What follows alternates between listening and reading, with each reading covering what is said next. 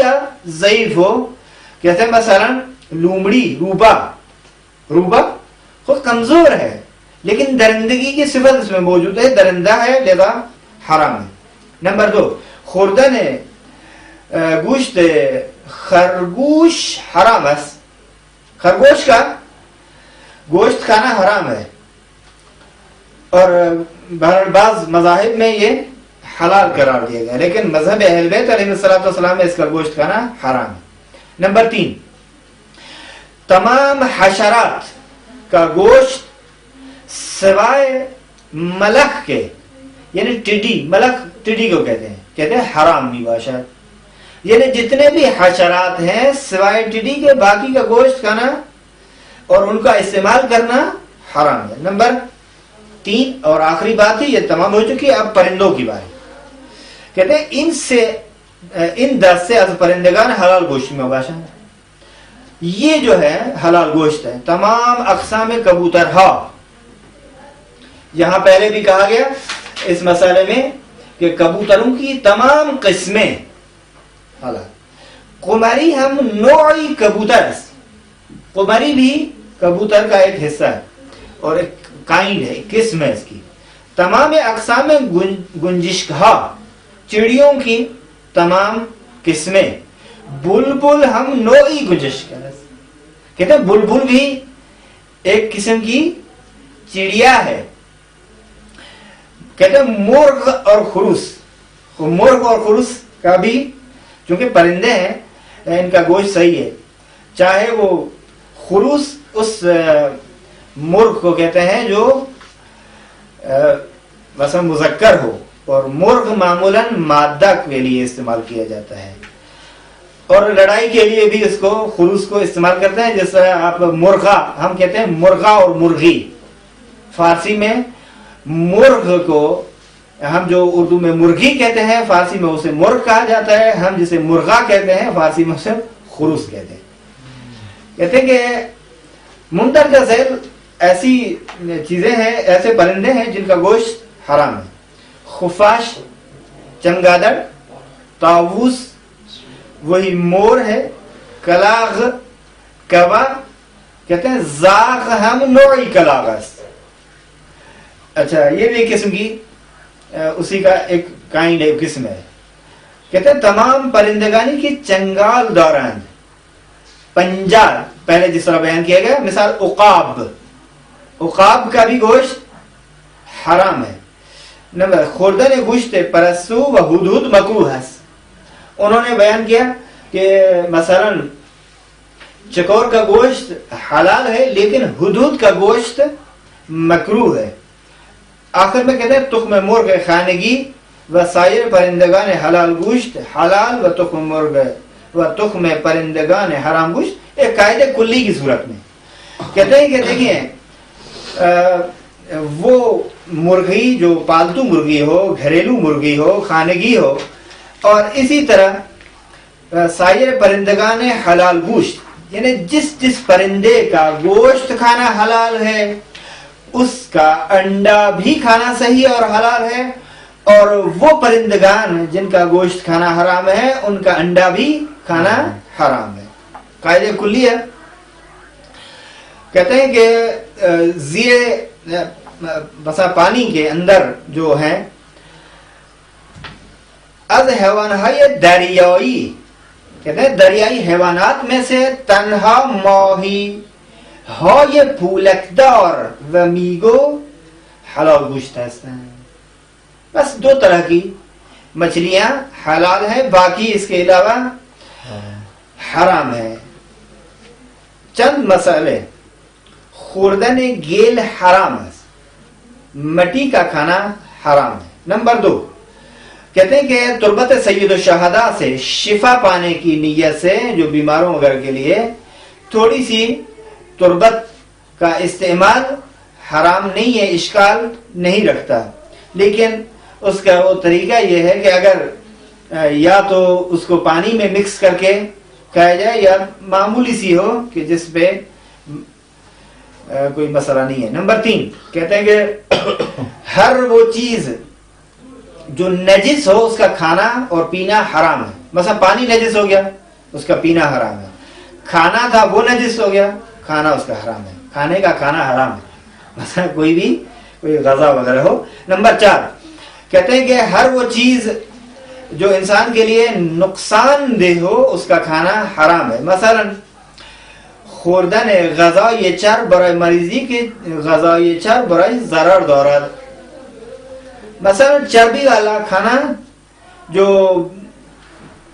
انسان کے لیے اگر نقصان دہ ہو، مثلا ہارٹ کی بیماری کے لیے، دل کی بیماری کے لیے کچھ چیزوں سے پرہیز بتاتے ہیں کہ کیونکہ یہ کھانا آپ کے لیے حرام ہے، اگر وہ کھائے گا تو فعل حرام ہے اس کا ان چیزوں کو کھانا، لہذا اس میں کم چربی کیسٹرول نہ ہو، اگر کیسٹرول والی چیزیں کھائے گا تو صحیح نہیں ہے اس کے لیے۔ نمبر 5 خوردن تخم چهارپایان حلال گوشت نیز حرام می باشد، خوردن تخم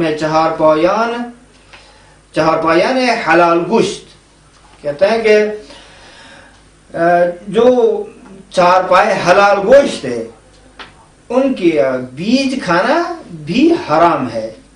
نمبر 6 کہتے ہیں کہ نوشیدن شراب و ہر مائع مست کنندہ یہ دیگر، کہتے ہیں کہ چاہے شراب ہو یا شراب کی مانند ہر وہ مائع شے جو مست کرنے والی ہو وہ حرام ہے، بھنگ وغیرہ اسی سلسلے میں تھی، چرس وغیرہ ذالک، چاہے وہ مائع ہو یا نہ، ہر وہ چیز جو مست کرنے والی ہو۔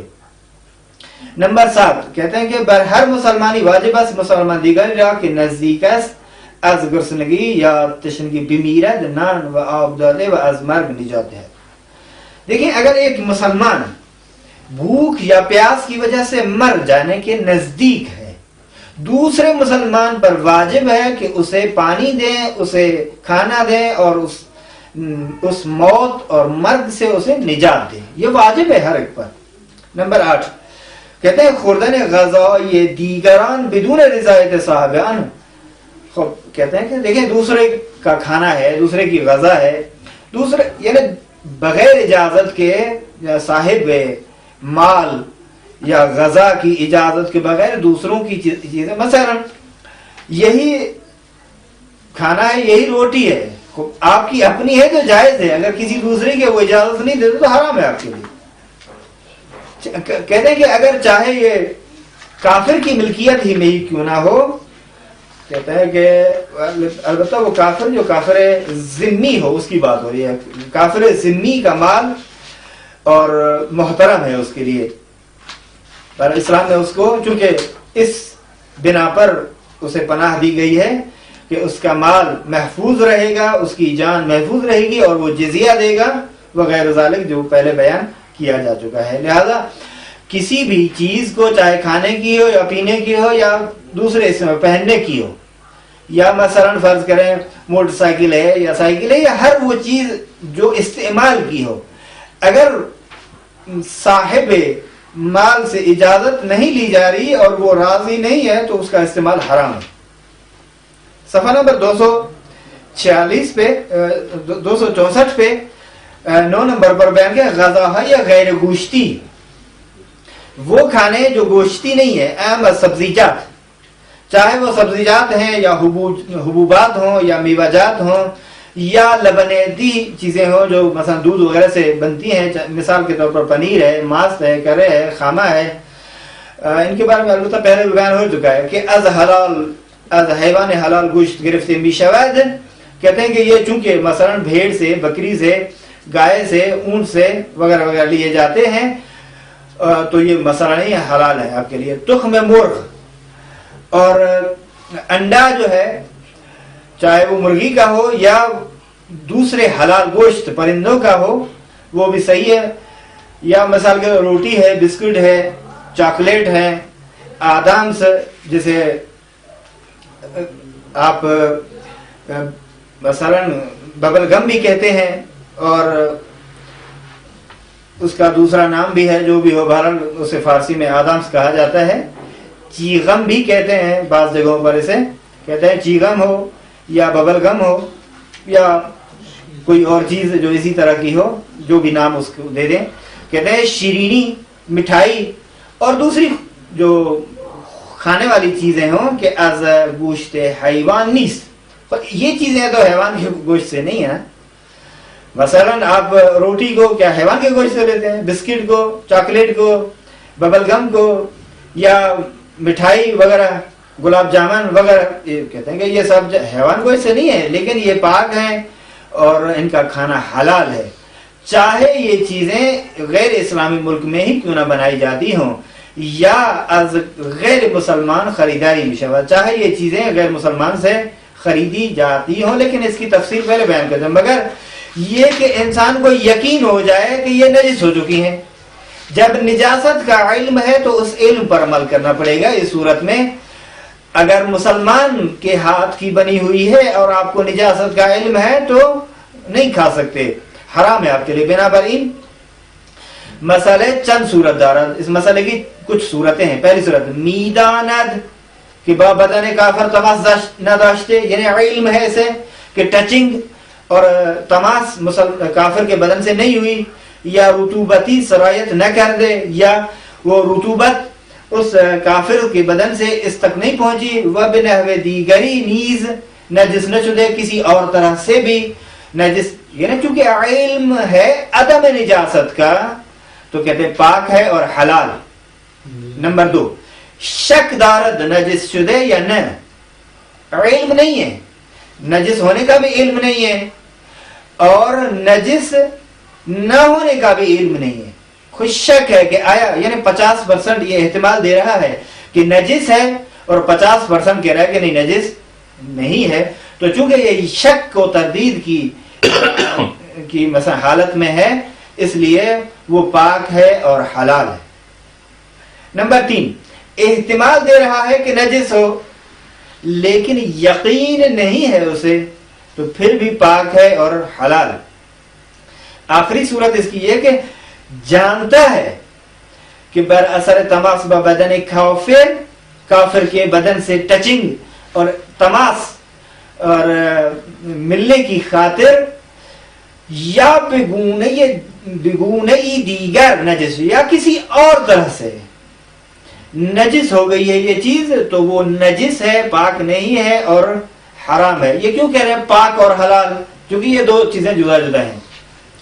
مثلا پہلی صورت میں پاک بھی ہے اور حلال بھی ہے، کیونکہ ہر پاک کا کھانا تو صحیح نہیں ہے نا. حلال ہے یعنی کھا پی سکتے ہیں، پاک ہے یعنی نجس نہیں ہے. پاک ہے اور حلال ہے، یہ بھی اسی طرح. اور آخر میں کہتے ہیں نجس ہے، تو ظاہر ہے جب نجس ہے تو کھانا بھی حرام ہو جائے گا. اچھا، خوردن و آشامیدن میں چیز حرام برائے معالج ہے.